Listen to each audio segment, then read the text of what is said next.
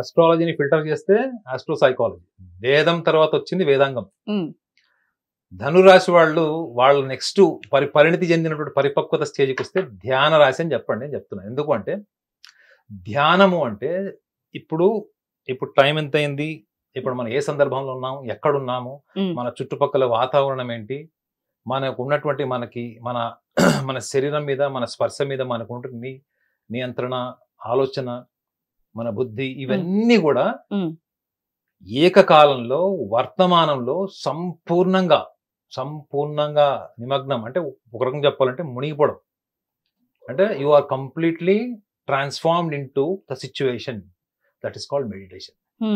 మీరు వర్తమానంలో ఉండడము, వర్తమానంలో మునిగిపోవడం, అదే ధ్యానం. అంటే అర్థం ఏంటి? ధనురాశి వాళ్ళు ఎలా ఉంటారు? సంపూర్ణ వర్తమానంలో ఉంటారు. గుర్తుపెట్టుకోండి madam. Okay. You are being in to the present situation itself is a ధ్యాన. ఓకే. సో వీళ్ళు ధనురాశి వాళ్ళకి పుట్టుకతో వచ్చినట్టు లక్షణం ఏంటి? వాళ్ళు పూర్తిగా వర్తమానంలో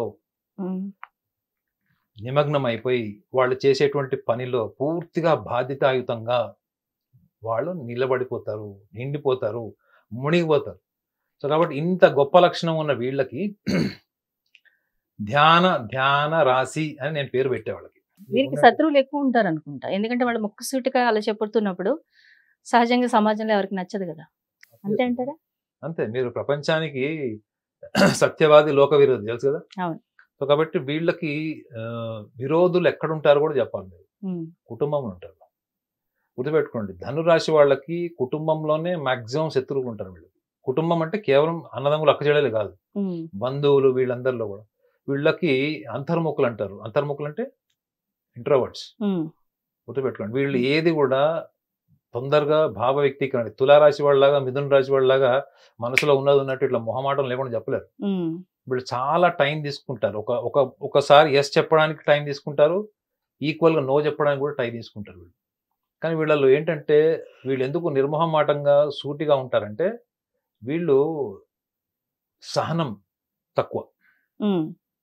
ఎందుకు సహనం తక్కువ అంటే వీళ్ళు ఎక్కువ మ్యానిపులేషన్, ఈ కరప్టెడ్ ఇంటెలిజెన్స్ కి ఇష్టపడరు కాబట్టి సూటిగా పాయింట్కి వచ్చేస్తారు.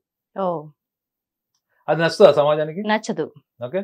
సో ఈ లౌకిక పరమైనటువంటి అంశాల్లో ఎదగకపోవడమే వీళ్ళ జీవితంలో వీళ్ళకి జ్యోతిష్యుల చుట్టూ తిప్పుతుంది.